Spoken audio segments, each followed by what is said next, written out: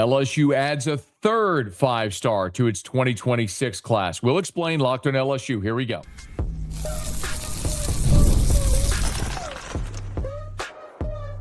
You are Locked On LSU, your daily podcast on the LSU Tigers. Part of the Locked On Podcast Network, your team every day.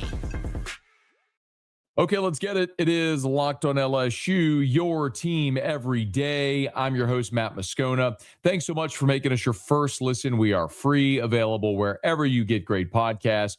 Of course, on YouTube as well, so please subscribe. And as always, one of the fastest ways to help us grow is by leaving your comments below. So thank you sincerely for that. Thank you for helping make the Locked On Podcast Network the #1 sports podcast network in the world. Thank you for watching on the Gulf Coast Sports and Entertainment Network every single weekday. Today's episode is brought to you by Game Time. Download the Game Time app, create an account, use the code Locked On for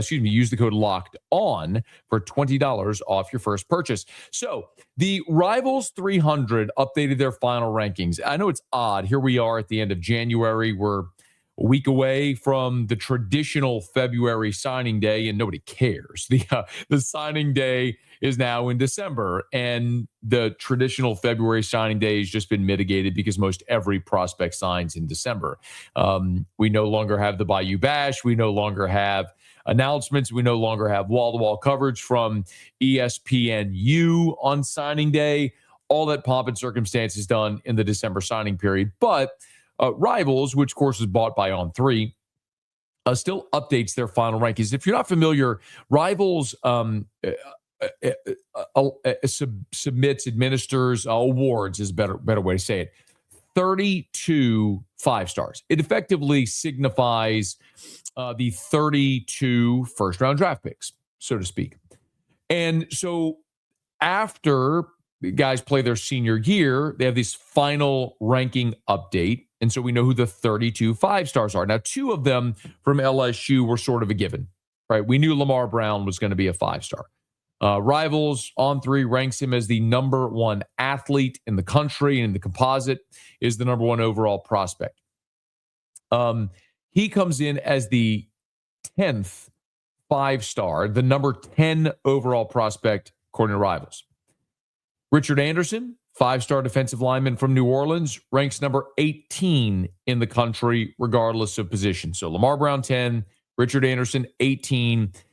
And how about Corey Barber? Corey Barber, a newly minted 5-star here in the Rivals industry ranking at number 28 overall. Now, if you're not familiar, if you don't remember, Barber is a guy that was committed to Lane Kiffin and this staff at Ole Miss. Lane Kiffin takes the LSU job. Immediately, Barber flips to LSU and signs in the December signing period. And in the newly updated ranking, Corey Barber is a 5-star. He is 6 feet tall, 185 pounds. Again, a newly minted 5-star in the Rivals ranking, the number 28 overall prospect, the number 3 receiver in the country. And one thing you often hear me say, I am far less interested in recruiting rankings or star rankings. I'm more interested in who offered. Well, he signed with LSU, but he had been committed to Ole Miss. He had offers from Bama, Georgia, Miami, Auburn, Oregon, A&M, Washington, West Virginia, Vanderbilt, Mississippi State, Georgia Tech, Arkansas, Colorado, Cincinnati, Penn State, Memphis, Oklahoma State, and so on and so on and so forth, and a partridge in a pear tree, and basically everybody offered. So Corey Barber's a guy that blew up, had over 1,000 receiving yards during his senior season there in Pinson, Alabama, and ultimately landed with LSU, a third 5-star. We visit every week with Shea Dixon, our buddy from On3, the Bengal Tiger, who kind of gave us this update on Barber and how he ended up landing that 5th star. Yeah, he had a really big season, senior season over in Alabama, so much so at Clay Chalkville. They made the state title. I believe, I'm going to look, 68 catches, 1,130 yards and 14 touchdowns. They play in a high level of classification in Bama, and as a senior, he took them to the state title. So that's elite level production.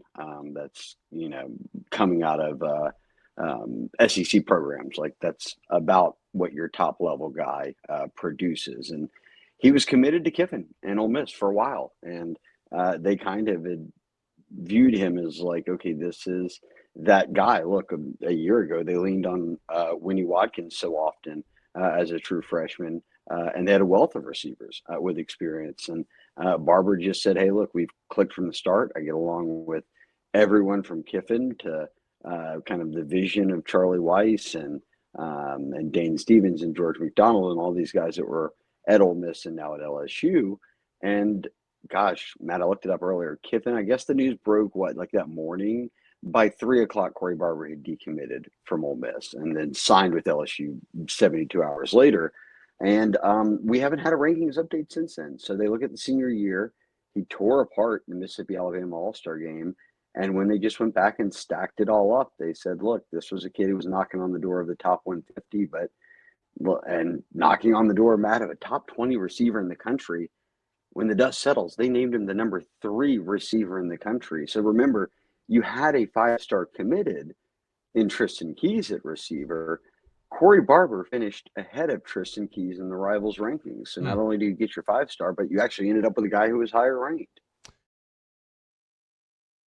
How about that little nugget from Shea Dixon about Tristan Keys? And listen, Keys out of Mississippi, Hattiesburg, he's an outstanding player. I'm not here to diminish Tristan Keys. I will say that throughout the recruiting process, remember, Keys was committed to LSU, flipped to Tennessee. There were some rumblings that he might flip back, that Miami could get involved. I think this is one, I don't think I know. This is one where agents were playing their game. Keys' mother was trying to maximize the financial opportunity here for her son. And I've said this a million times, and I'm going to be consistent. I want all these guys to get as much money as they can possibly get. I don't begrudge any of them. It is also true, however, that with that can come a headache. And sometimes schools decide it's just not worth it. And I think that's where LSU got with Tristan Keys. And that was before Lane Kiffin was hired. Remember, that was when Brian Kelly was still the coach. And lo and behold, you end up with maybe even a better player, certainly less of a headache, and a guy who's been committed to this coach and this staff. Now, it is also fair to wonder, what might Corey Barber's impact be as a freshman at LSU? Remember, LSU's leading receiver this year was Berrien Brown. He's gone. Second leading receiver was Avion Thomas. He's gone. Trey'Dez Green was third among pass catchers, but if you're just looking at receivers, Aaron Anderson was next. He's gone. Kyle Parker was next. He's gone. Chris Hilton was next. He's gone. Nick Anderson was next. He's gone. Then Destin Hill, Jelani Watkins, gone. Philip Wright had 1 catch for 2 yards. Of all the wide receivers who had a catch for you in 2025, the only one that is returning is Philip Wright, who had 1 catch for 2 yards. So the point being, yes, you're losing all of the productivity. However, that means there's great opportunity. And you went in this transfer portal and added 9 wide receivers and guys with varying degrees of experience and success. Jace Brown from Kansas State was the 3rd best receiver in this portal cycle. We've let you hear from guys like Jackson Harris, who is all Mountain West at Hawaii. You add guys like Trey Brown from Old Dominion, who's 6'3" and can fly. Trey Wilson from Florida, who's a former 5-star, who was a freshman All-American. The point is, Winnie Watkins, who follows Lane Kiffin over from Ole Miss, the point is, you have no shortage of options, but you also have no shortage of opportunity. And none of these guys that have come in have done anything in their LSU career. So why not Corey Barber? If he can step on the field immediately, make an impact, and develop a rapport with Sam Leavitt, beautiful. That's one of the things that's amazing.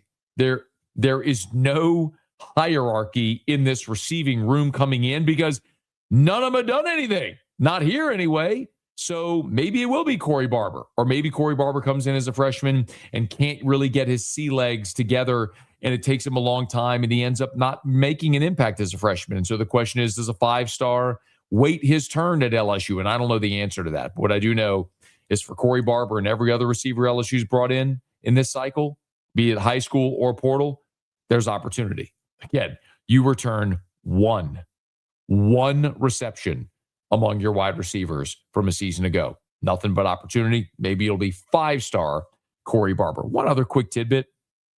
Maybe I'm burying the lead here. If you're an LSU fan and you'd love to maybe have a little ammo when you get into a debate or argument with Ole Miss fans. In 6 years at Ole Miss,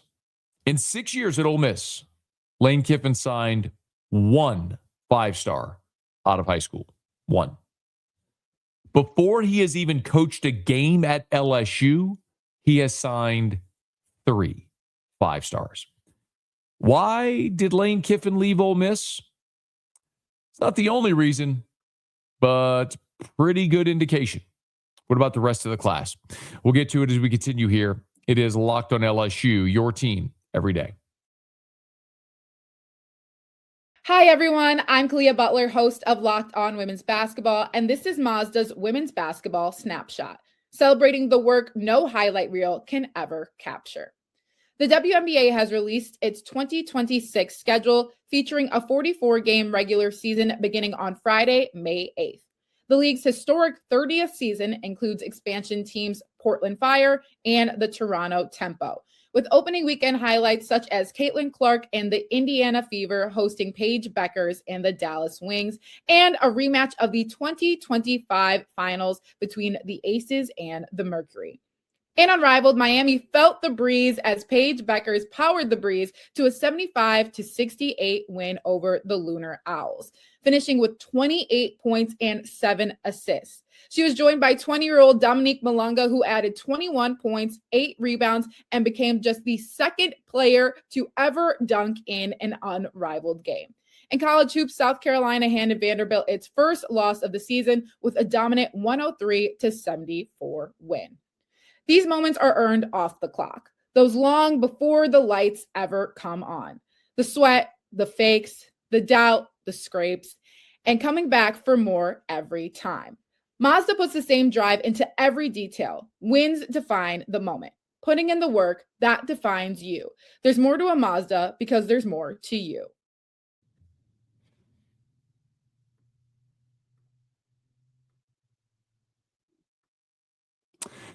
Before we get back into this class, I do want to thank you again for making Locked on LSU your first listen of the day. Thank you for making Locked on LSU the number one sports podcast network. And if you haven't already, please go check out our new Everydayer Club. Gives you access to an ad-free audio feed for Locked on LSU, compatible with Apple Podcasts, Spotify, and every other major podcast app, and an invite to a members-only Locked on Everydayer Club Discord server, which includes a group chat just for listeners of this show. So please tap the link in the show notes if you want to learn more.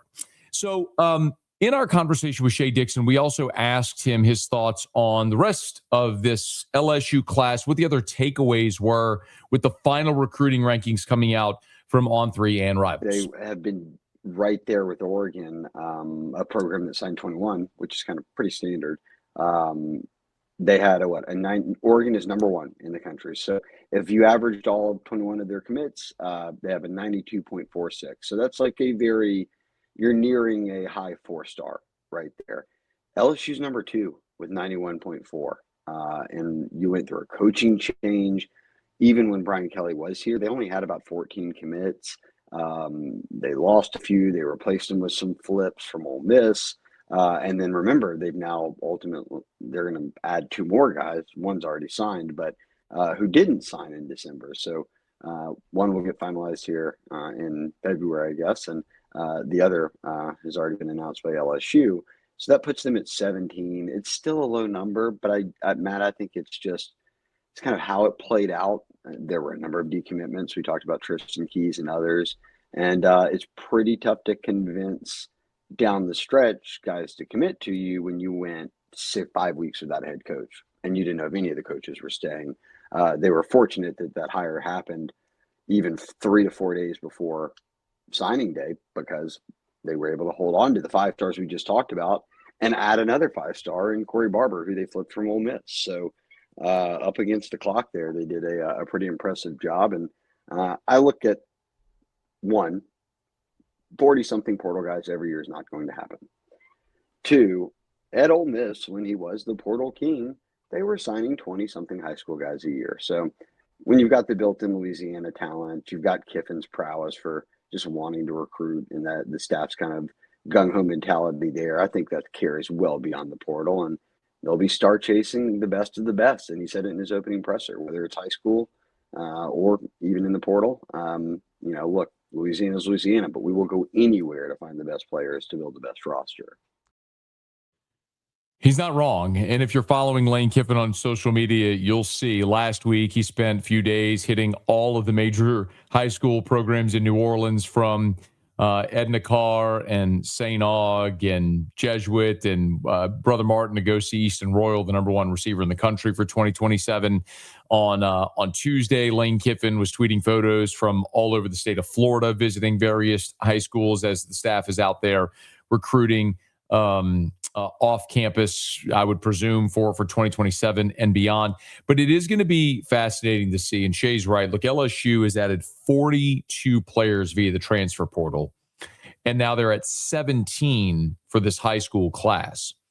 And one of my theory has been, if you're an everydayer, you've heard me say it, but it's worth reiterating, that the reason that they went and did what they did in this portal cycle, where only 4 players have 1 year of eligibility remaining, 16 have 2 years, 15 have 3 years, and 7 have 4 years.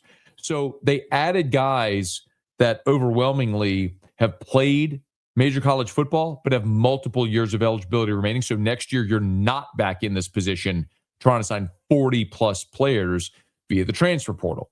Maybe it's half that number. Maybe it's close to 30, whatever it's going to be. I'll remind you, when you look at what Kiffin did during his time at Ole Miss, they're in the last 4 years in the portal, they went from 20 to 23 to 26 to 30 players in the portal. So it kept increasing to 30. This team that made the college football playoff semifinal had 30 players via the transfer portal. And maybe that's what it'll look like. Maybe it'll be 30 in the portal and more like 20 or so from the high school ranks. We'll ultimately see how that goes. But, this is what Lane Kiffin said the day he was introduced at LSU. Remember, it was that Monday. I played this clip for you a ton, but I keep referencing it because I think it's so important to know what his mindset is. Remember, we just saw this epic portal haul. This was December the 1st. This was a month before the portal opened. This was the day Lane Kiffin was introduced as LSU's coach, 2 days before the start of the December signing period. And this is what Lane Kiffin said. We have big picture thinking too. So we're not reaching or we're not signing kids because they're from this school or that school or any of that stuff, okay?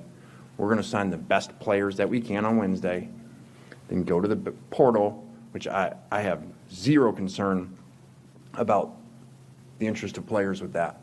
Because I know what the interest was of players nationally to come play for us where we were just at. And now when you put that with this stadium, with that logo, I mean, We got time for 2 more rap and then Ross. makes me want to go get on the phone right now, but the portal's not open. You can tell, right? Like, I mean, with the context now of seeing what he just did in the transfer portal, now listen to that.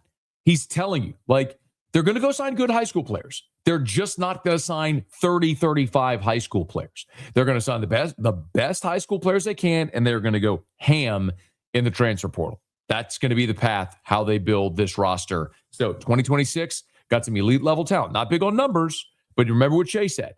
You look at the rankings, the rating, the average rating per player. Oregon's average rating is a 92.46, LSU a 91.40. So LSU's class ranking is 11, but their average rating per player is second. Quality over quantity. Lane Kiffin told you that's what he was going to do. And I'll be darned, it's what he went and did. Now, one guy who's not going to play for LSU anymore is Garrett Nussmeier. He's over at the Senior Bowl. And one of the big sort of perplexing things that happened this year was the injury, whatever Garrett dealt with. And for the first time, he sort of elaborated a bit on that. I want to dive into that as we continue here. It is Locked On LSU, your team every day. Today's episode is brought to you by our friends over at Game Time. There's nothing like being in an NBA arena. The crowd, the energy, the moment. Getting tickets, though, that part hasn't always been so simple. That's why Game Time has become the go-to app for scoring tickets fast without the hassle. It puts the advantage back where it belongs, with the fans. One of the things I've often told you about with Game Time that I love so much is the fact that you get upfront pricing with Game Time. It'll show you the price that you're going to pay at the beginning. So it's not like you get to the checkout and then all of a sudden there's fees and the price jumps. You never have to worry about that with Game Time. It's an all-in price upfront, so there's no surprise fees at checkout. Take the guesswork out of buying NBA tickets with Game Time. Download the Game Time app, create an account, use the code LOCKED ON for $20 off your first purchase. That's LOCKEDON for $20 off. Download the Game Time app today. And remember, it's gametime.co, not .com. Gametime.co. And we're brought to you by FanDuel. It's the last call for football on FanDuel. One final Sunday, one last kickoff, the final chance to get in on the action before the NFL season officially comes to a close. This is Super Bowl 60, and FanDuel is making sure you're right in the middle of it with a special offer just in time for the biggest game of the year. Whether you're backing the favorite, you love Seattle, maybe you're riding with the underdog Patriots, or you're building that last same game parlay, this is the game everyone's been waiting for. This is where predictions turn into plays, where stats turn into storylines, and every snap feels bigger. It's the perfect way to cap off the season and make the Super Bowl even more exciting from kickoff to the final whistle. If you're a new customer, bet just $5 and get $200 in bonus bets if you win. Make it count, because after the Super Bowl, season's over. Last call for football on FanDuel, the official sportsbook partner of Super Bowl 60. Visit FanDuel.com to get started. Garrett Nussmeier is at the Senior Bowl in Mobile, and it's a great opportunity. I might argue, actually, that Nussmeier, there's no player in this draft with more to gain than Garrett Nussmeier, a guy who came into this season a projected first-round draft pick, Heisman frontrunner, all the stuff, limited by injury, whatever the case may be, saw his stock drop. Well, if he can go prove that he's healthy and answer all those questions appropriately, then Garrett Nussmeier could see his draft stock escalate yet again. And when he met with the media on the first day of the Senior Bowl, he stood at the podium and had this to say about the injury. Yeah, obviously it's been a long process for me dealing with the injury, and so it was kind of down to the wire-ish. Obviously, I had that re-injure towards the end of the season, and so been working, really hard to try and get back healthy. And so, as soon as we realized that, hey, okay, I can go do this, it was a no-brainer. He was talking about do this, meaning participate in Senior Bowl week. And I'll remind you, we haven't seen Garrett Nussmeier play since the beginning of November, really. He was benched against Texas A&M, and that was the last time we saw Garrett Nussmeier play in a game in Tiger Stadium. So after that, of course, they had the open date, they played Alabama, lost that game, and we didn't see Garrett Nussmeier for the rest of the season. So it's been a full 2 months since Garrett Nussmeier has played football. He didn't play throughout November or December, and then obviously now we're at the end of January. So it's really been 3 months since he's played. But getting healthy and now participating in the Senior Bowl. On Tuesday, Garrett Nussmeier stopped by Off the Bench with Jacob Hester and Matt Flynn on 104.5 ESPN Radio in Baton Rouge, the morning show on the station that I host, Afternoon Drive. Those guys are set up in Mobile for the Senior Bowl, and they had a chance to sit down with Garrett Nussmeier, and he did talk a little bit more detail about that injury. I feel good. It's been a long process. Yeah, trying to get healthy, and we're really able to get some answers. Not actually, probably about a month ago was the first time we kind of really figured out what it was. Finally got a good plan to try and get healthy, and so it was a game time decision to see if I could be able to come out here. And once I was able to, hey, I can go. It's full go, and so it's a great opportunity for me. It's interesting that he said it wasn't until about a month ago they figured out what the injury was. Well, what was the injury? Talking to the injury, I couldn't use my core. I've been having to just kind of go back from the ground up and train myself and, get back to finishing throws and rotating through the ball, actually using my core now. Mm-hmm. It's been nice. The ball's definitely coming out a lot different. Yeah, it makes a difference. Yeah, it's been good. He described what he could or couldn't do, but he still didn't tell us what the injury was. And that's the perplexing part here. And I understand fully that, maybe this is just a little dose of irony, that the worst thing that could have happened to LSU, having all that investment and going 7-6, having a really disappointing season, could actually be a positive, because that ultimately was the impetus for change. And of course, Brian Kelly was fired, and then Lane Kiffin was hired. And you look at all the energy, the buy-in around the program right now, signing this portal class. It wouldn't have happened if LSU had won more in 2025. And one of the reasons they didn't was obviously Garrett Nussmeier's injury, his inability, his lack, not being healthy. But I also find it interesting that, if you have a core abdominal oblique injury, we hear about those. We hear about oblique strains or tears or things of that nature. But Garrett said it wasn't until about a month ago that they actually figured out what it was. Well, he still didn't say what it was. Well, it shouldn't take, especially if this happened, remember, in fall camp, it shouldn't take 4 months from August until December to figure out if you have an oblique strain or tears. So it still begs the question of what was that injury that he didn't really answer, which is why I still think this week being able to participate fully at Senior Bowl is so important for Garrett Nussmeier. And then obviously when he goes to the combine and goes to the medical, it's going to be imperative. Whatever the case may be, I know LSU fans are going to be pulling for Garrett Nussmeier to get healthy. You have a great combine, Senior Bowl, combine, pro day, all that stuff. Be as high a draft pick as he can, have as long an NFL career as possible. But it's still going to be fascinating to see, because I don't think we got the answers we're waiting for still about that injury that derailed LSU's 2025. When we do, we'll talk about it here. Okay, that's going to do it for us here. Subscribe on podcast or on YouTube and let a friend know if they love the Tigers. We got you every single day for Locked on LSU. It's your team every day.